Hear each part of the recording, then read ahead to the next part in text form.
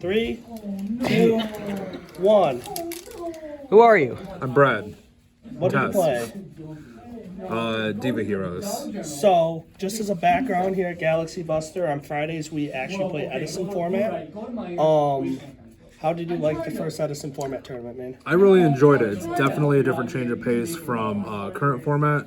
It's a lot slower, a lot funner, not a whole lot of like one shots. What is Edison? So Edison format was back 2010. So stuff like Quick Draw, Dandy Warrior, Diva Heroes. Although Diva Heroes didn't come in until after the fact, when people realized that it could be a deck to be played. Black Wings. It's a bunch of 2010 decks. Yeah. You have any shout outs before you get into the deck? Shout out to Galaxy Buster for hosting the Edison format. I never actually played competitively back then, so this was actually a nice breath of fresh air, you know. And then shout out to my wife who always supports me and always comes with me to these tournaments. And just shout out to my buddies, always supporting me. So. Love buddies. Yep. Anyways, why do you pick Heroes? Heroes is my favorite archetype. I've had the collection for a long time, and you know, Ulti-Stratos, gotta love to see it. All right, so. Go hard, man. All right, so for the main deck, we've got Ulti-Stratos, we've got Double Malicious, one Evil Hero Infernal Prodigy, and then 2 Alias. What's the Nero Hero Prodigy thing do? This one? So this is basically like a little Cyber Dragon for the deck. So if you control no monsters, you special summon him out in attack position. And then if you attribute him for a hero monster, you would draw a card. That part never really comes up. I think I did it once at the tournament, but really it's just to get him out. He's level 2 free extender for Synchros. So very cool. And none of those are tuners, right? No, unfortunately. I wish we had a hero tuner. That would be amazing. So that's the hero lineup. For the Diva package, of course, 3 Divas. Basically searches out a Sea Serpent, Aqua, or actually I think it's just a Sea Serpent.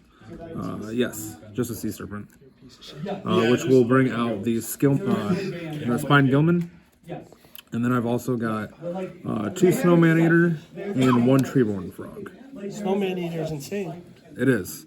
I find myself running the 2. I like the 2. I think going forward, though, I would run 2 Spined Gilman, to be honest. I'm finding that I'm running out of resources a lot faster. What would you cut for it? I'm not entirely sure, to be honest with you. And then I've also got 2 Caiuses, 1 Mobius.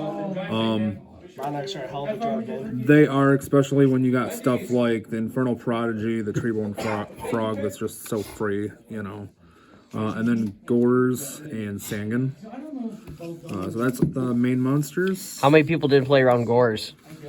I think I usually always made it in each of my rounds.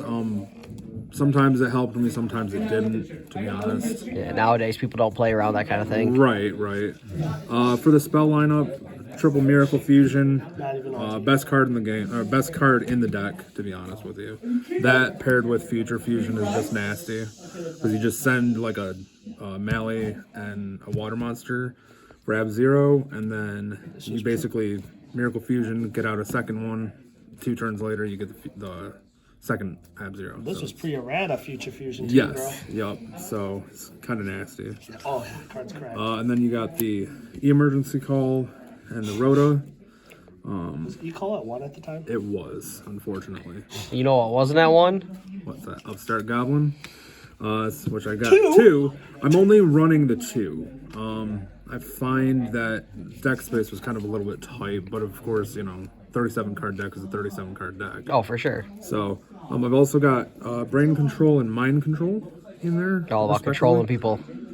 Brain Control is very underrated, this format, because it's pre-errata, so you basically can take control of anything. I know new erratas have to be normal summoned or set, and one of my opponents did get punished off of that. They didn't know the card ruling on that, so that was kind of fun.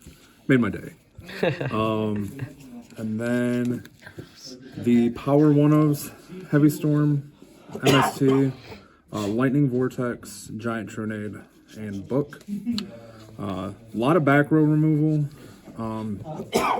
just because back row in this format is like kind of disgusting, and they're only power 1-ofs because if they had more, basically you'd They're want. at 1, except Yeah. I think MST's at 3, right? Yeah, no, it's at 1. Is it? Yeah, and then How much the Lightning Vortex, Book of Moon, just to get rid of problem cards. Is Regeki banned in this format? It is, unfortunately. So, Lightning Vortex is Like your pseudo Regeki? basically, yeah.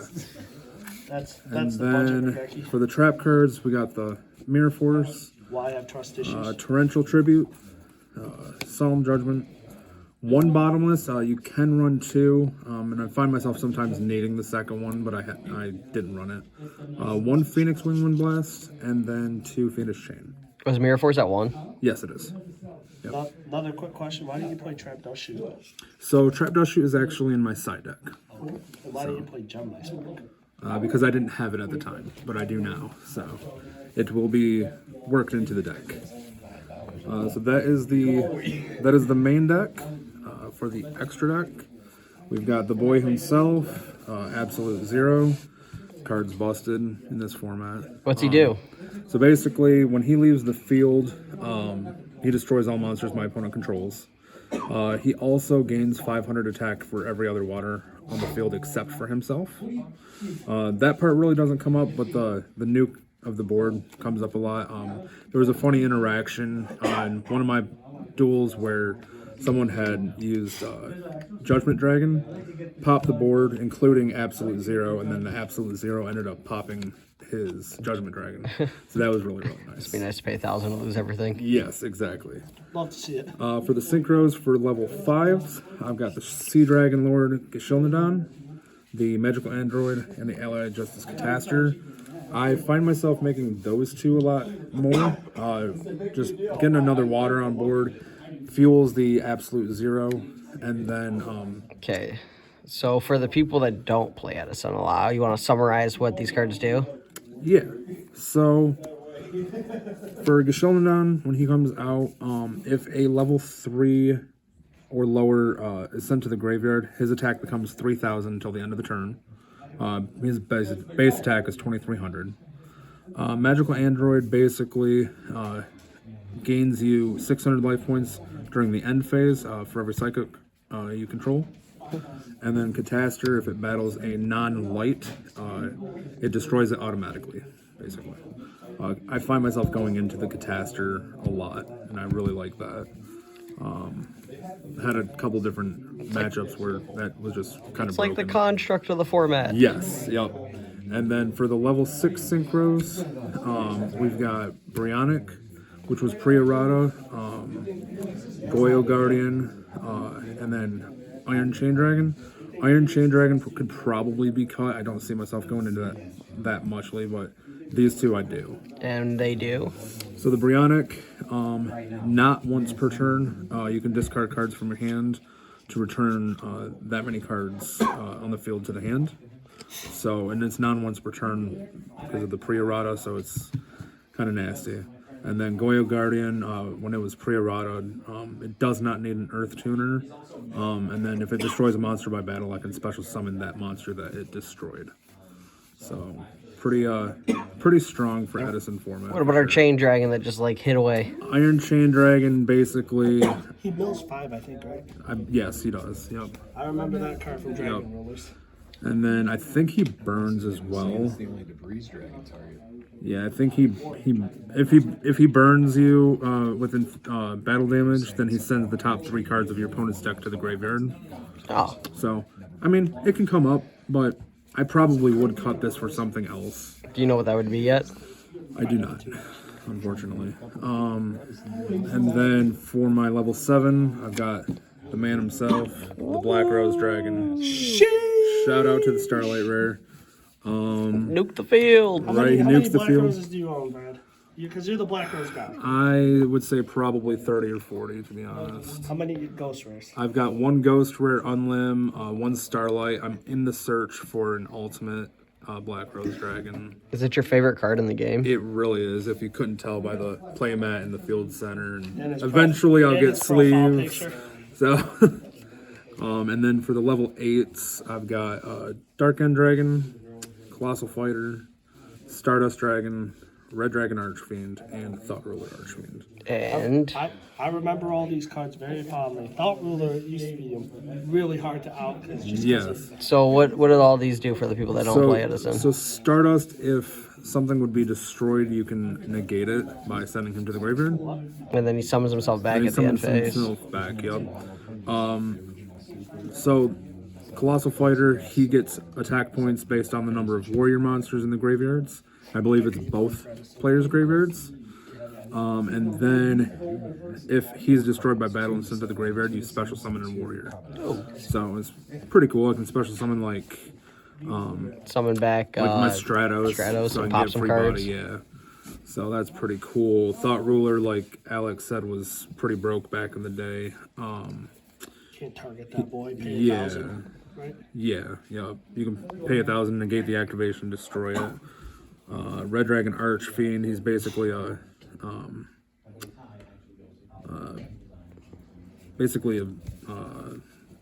piercer, I believe. It does piercing damage. And was Nope, it just destroys all defense position monsters my opponent controls. Oh, look at that! It's like a UCT back in the day. Yes, yup. If it attacks a defense position monster, you can just destroy all of them. And then what's Dark End do? Dark End is actually kind of underrated too because you target a monster your opponent controls. This card loses 500 attack and defense, and then sends it to the graveyard. Sends it.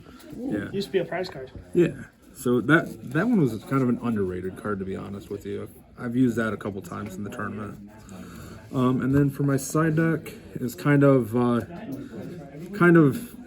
in a work in progress, but double Cyber Dragon, double DD Crow.